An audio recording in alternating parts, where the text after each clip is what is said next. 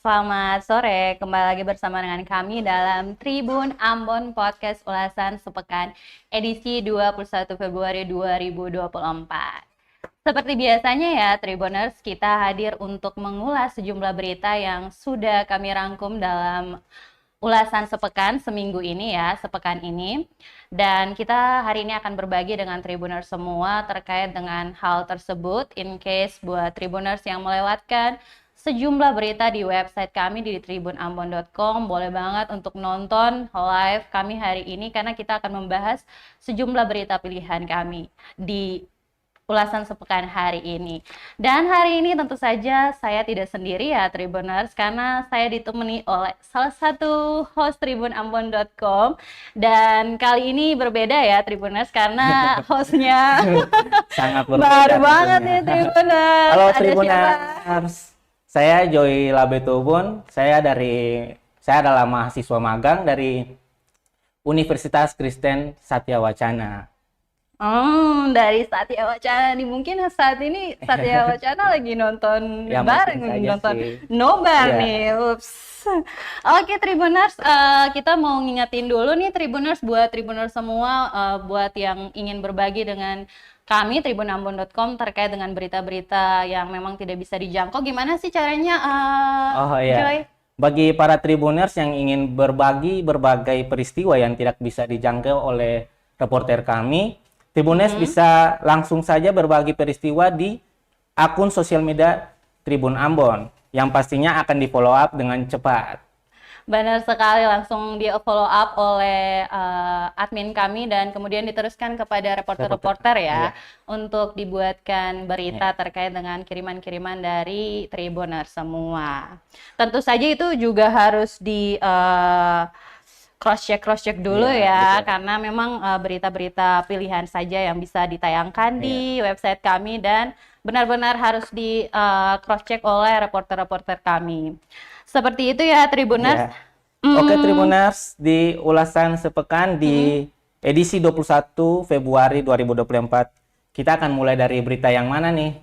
Oke, kita akan mengawali berita kita di sore hari ini dengan berita peristiwa ya. Ini lebih ke nasional ya Tribuners, terkait dengan laporan yang diterima oleh Kementerian Kesehatan Republik Indonesia, di mana laporan ini terkait dengan 13 KPPS yang dilaporkan meninggal dunia, 140 KPPS yang mengalami rawat jalan, dan 6 rawat inap saat pemilihan pemilu 2024, lebih tepatnya sepanjang 10 Februari sampai 13 Februari 2024 nih Tribuners. Dan hal ini itu terjadi di beberapa daerah, yakni ada Tangerang, Jakarta, Magetan, Wonosobo, dan Brebes. Kemudian untuk 13 kematian yang dilaporkan ini masih dalam proses verifikasi dinas kesehatan setempat nih Tribuners. Dan sisanya itu karena mengalami keluhan kesehatan sakit dan juga beberapa kesehatan alami lainnya. Di antaranya ada sakit apa aja ya, Joy, rekan Joy? Sakit yang dialami para anggota AKPPS ini adalah berbagai macam dari penyakit bawaan tentunya.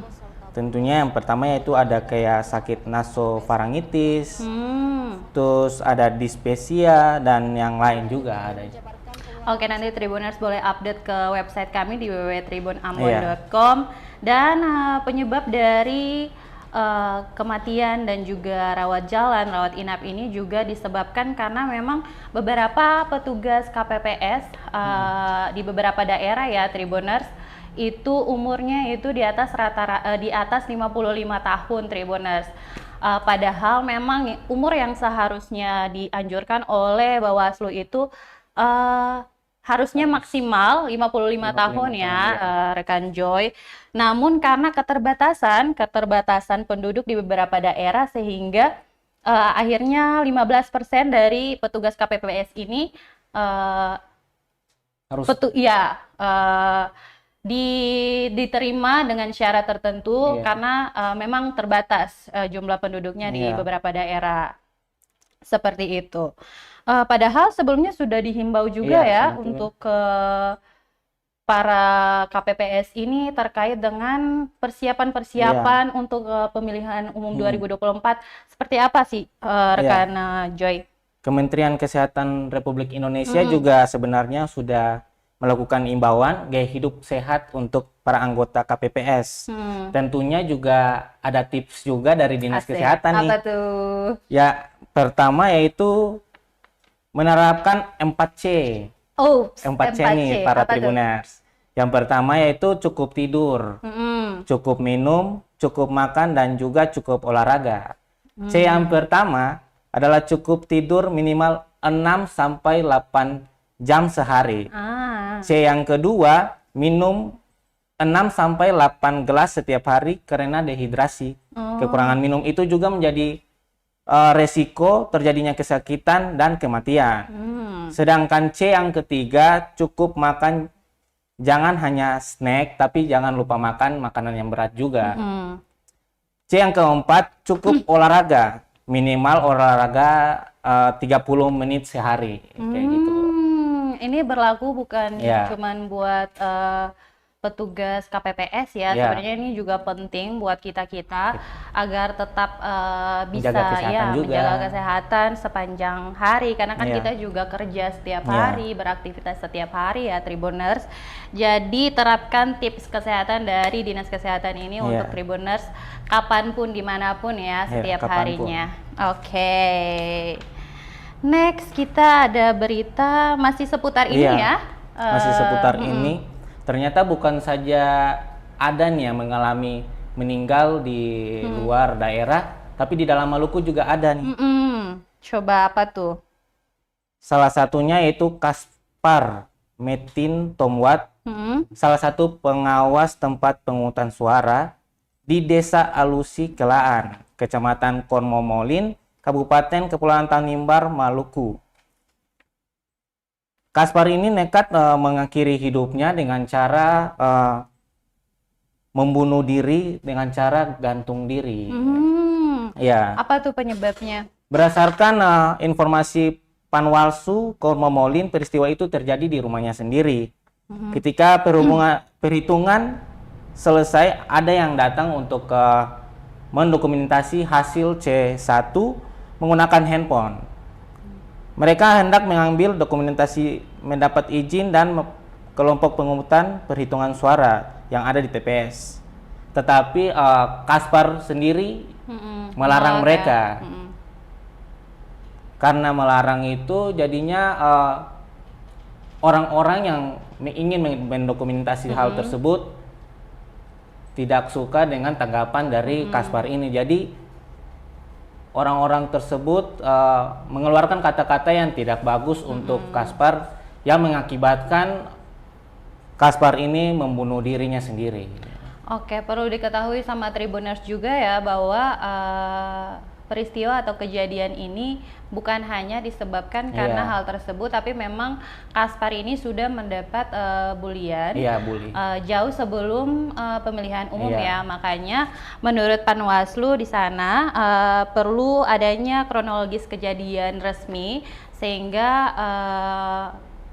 mereka dapat mengkonfirmasi kepada kita semua bahwa apakah ini berkaitan dengan pemilihan umum atau tidak. Dan ada juga yang bertanya kepada Panwaslu apakah, karena memang dari pemilihan umum sendiri itu menyediakan yang namanya santunan untuk KPPS atau petugas pemilihan umum yang bertugas. Mereka disediakan namanya santunan jika mengalami kejadian-kejadian atau hal-hal yang memang tidak diinginkan, misalkan kecelakaan dan lain sebagainya. Dan ada yang bertanya bahwa apakah nanti Tribuners Kaspar ini menerima santunan atau tidak. Namun dari Panwaslu sendiri harus mengeluarkan dulu kronologis resminya dulu seperti apa dan diteruskan kepada Bawaslu Provinsi sehingga bisa dikeluarkan santunan untuk Kaspar sendiri. Seperti itu ya Tribuners. Kami keluarga besar ya Tribuners, keluarga besar Tribun Ambon turut berduka cita ya, turut berduka cita dan berbelasungkawa atas kejadian yang menimpa para petugas pemilihan umum ini dan juga yang mengalami kematian dan juga mengalami rawat inap dan jalan, semoga yang mengalami rawat inap maupun rawat jalan segera sembuh, segera pulih, dan kepada keluarga yang ditinggalkan karena peristiwa atau kecelakaan meninggal dunia ini semoga dikuatkan, semoga para almarhumah dan almarhum juga diterima di sisi Tuhan Yang Maha Esa. Oke, next para Tribuners, kita akan lanjut ke berita selanjutnya. Berita selanjutnya ini Tribuners terkait dengan keresahan akibat musim panas di Kota Ambon nih Tribuners. Akibat musim panas di Kota Ambon, bukan hanya di Kota Ambon ya. Ini akibat El Nino, adanya fenomena global, yakni El Nino yang terjadi hampir di seluruh dunia ya. Salah satunya tuh di Indonesia, dan menurut perkiraan akan terjadi sampai bulan Mei 2024. Nah, ini menyebabkan adanya peristiwa sedikit kelangkaan air nih Tribuners, yang menyebabkan akhirnya 5 hari air tak mengalir dan menyebabkan keluhan di warga Lorong Gadung, Batu Merah, karena memang air ini sangat penting ya merupakan hal utama juga. Untuk aktivitas sehari-hari, dan mereka mengeluhkan karena memang sudah 5 hari air tak berjalan di sana, dan ratusan warga ini sangat protes karena memang sangat sulit untuk mendapatkan air bersih, air untuk beraktivitas, dan ini itu merupakan kejadian tahunan seperti itu. Namun sampai sekarang itu ya rekan Joy, tidak ada namanya antisipasi, walaupun sudah sering terjadi setiap tahun, tapi dari pemerintah sendiri tidak ada antisipasi untuk hal ini ya, Tribuners dan juga rekan Joy.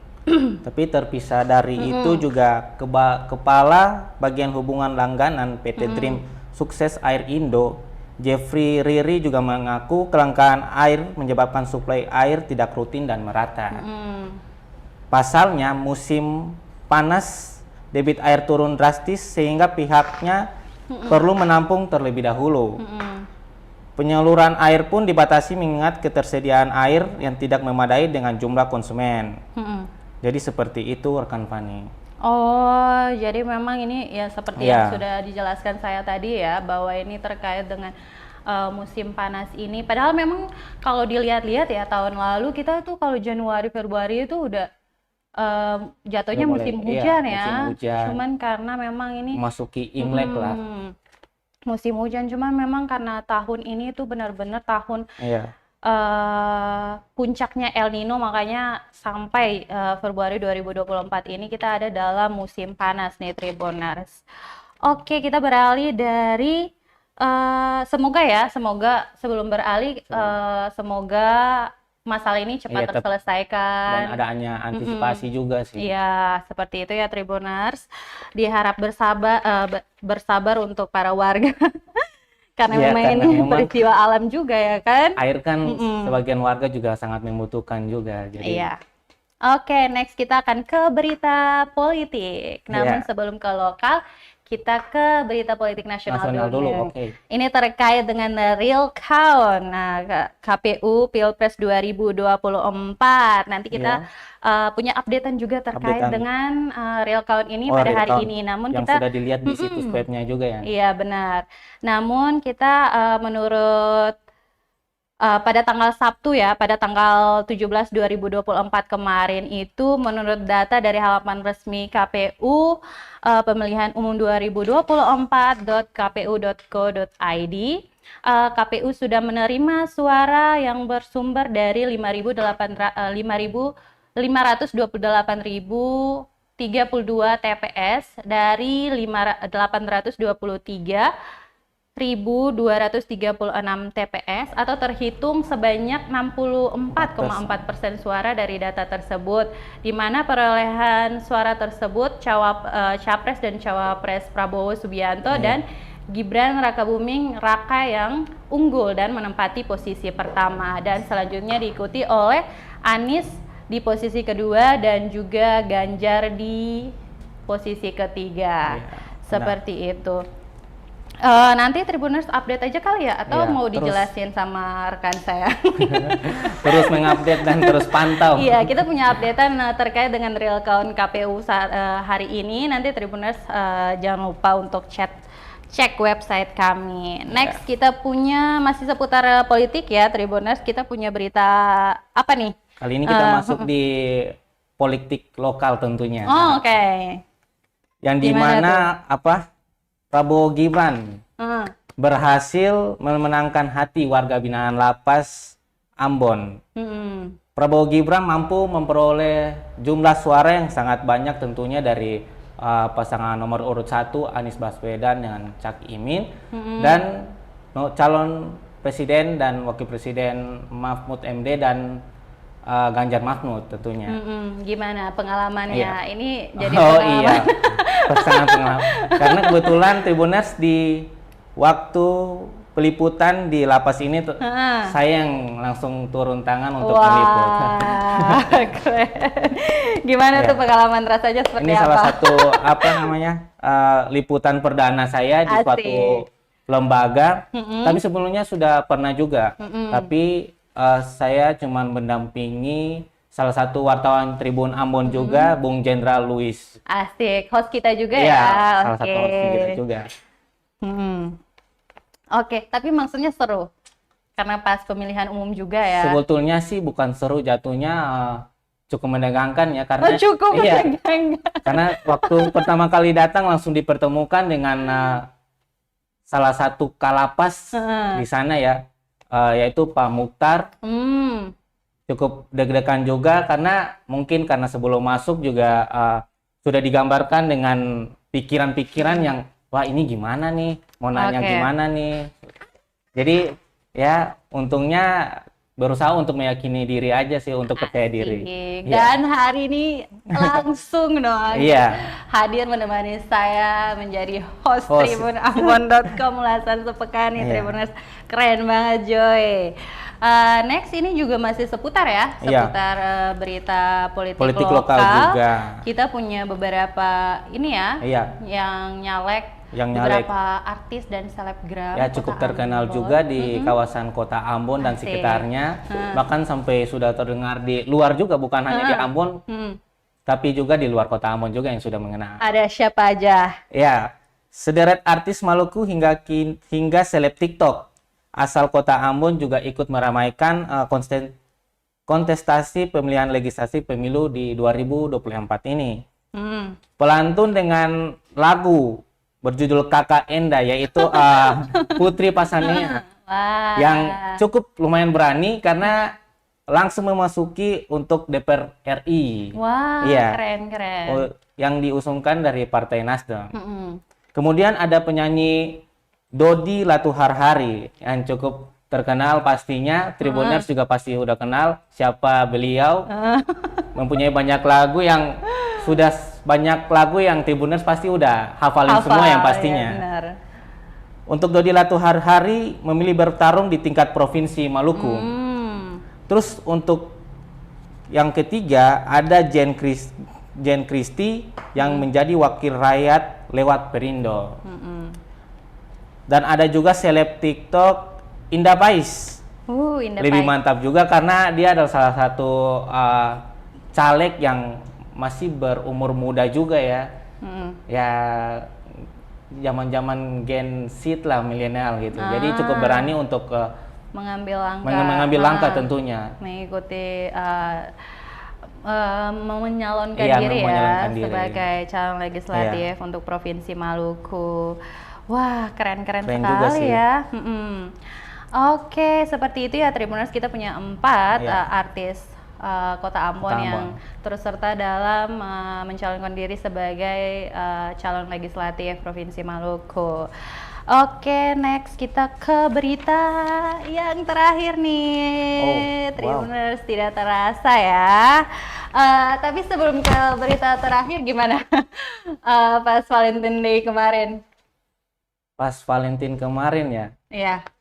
Tanggal 14 ya kayaknya nggak ada kayak rasa Valentine Day, soalnya semua Ikut. para wartawan turun lapangan ya, terutama Asik. saya juga sih yang turun lapangan. Jadi kayak hari kasih sayangnya tuh kayak menyalurkan kepada masyarakat. Anja, asik Jadi banget. bagaimana kita selaku wartawan kan juga ini pekerjaan mulia ya. Oh, Jadi lebih mementingkan bagaimana perkembangan situasi juga di Kota Ambon pastinya. iya benar. Oke, nah tepat pada hari Valentine Day kemarin kita punya kabar baik karena kalau misalkan Tribuners nonton ya ulasan sepekan kita di minggu-minggu yang lalu kita itu sempat membahas terkait dengan landmark Kota Langgur yang mengalami kebocoran padahal memang landmark ini baru dibangun. Nah, Iya. tepat pada hari Valentine Day kemarin, akhirnya ya warga di sana bisa mengakses landmark tersebut setelah beberapa kali mengalami kerusakan. Sebuah kabar baik ya untuk warga Kota Langgur. Dan perlu diketahui sama Tribuner semua ini bahwa pemandangan landmark dengan latar belakang pasal 7 dalam hukum Larful Ngabal tercantum bahwa keindahan Langgur untuk Indonesia ini yang dicat hitam putih menjadi salah satu spot favorit untuk warga di sana. Untung banget ya sekarang akhirnya sudah diperbaiki Iya, dan setelah sekian sudah- lama ya, sih para sudah bisa. masyarakat di sana juga banyak yang udah menunggu nih kapan jadinya. Oke, karena memang pasca ditutup resmi pada 30 November 2023 lumayan ya udah beberapa bulan dan akhirnya bisa diakses lagi. Oke, semoga ya tidak ada kerusakan berlanjut atau kerusakan-kerusakan yang lainnya sehingga bisa diakses oleh warga di sana untuk jangka waktu yang lama. Oke, terima kasih. Karena monumen. Ini adalah salah satu monumen yang dibangun oleh pemerintah daerah dalam bentuk kasih sayang kepada masyarakat. Asik, karena memang bertepatan dengan hari kasih sayang tentunya. Oke, Tribuners, jadi tidak terasa ya sudah beberapa menit kita menemani Tribuners dalam ulasan sepekan hari ini dan berita tadi itu menutup semua ulasan. Ya, perjumpaan kita di hari ini. Gimana rekan Joy? Ada yang mau disampaikan dulu sebelum kita tutup? Oh iya, saya ingin mengingatkan kembali lagi lah. Oke. Bagi para Tribuners jangan sampai lupa untuk terus berbagi peristiwa yang tidak bisa dijangkau oleh reporter kami. Tribuners bisa langsung saja berbagi peristiwa di akun sosial media Tribun Ambon yang akan pastinya di follow up dengan cepat oleh reporter kami di lapangan. Ya benar sekali, jangan lupa selalu update berita kami di www.tribunambon.com. Follow juga, update juga di beberapa akun sosial media kami, ada Instagram, Facebook, TikTok, dan lain sebagainya. Tribuners jangan lupa jaga kesehatan juga, jangan lupa tips dari Dinas Kesehatan 4C. 4C. Benar. Dan jangan lupa juga untuk subscribe YouTube kita. Oh iya, terus benar. pantau, nyalakan juga notifikasinya. Asik. Benar sekali, Tribuners. Oke, akhir kata saya Stefani dan juga rekan saya Joyla Betubun dan segenap kru yang bertugas. Ada rekan kami Almendo, Latu Ferisa. Kami pamit undur diri. Kita ketemu lagi di ulasan sepekan minggu depan. Amato. Download Tribun X sekarang. Menghadirkan lokal menjadi Indonesia.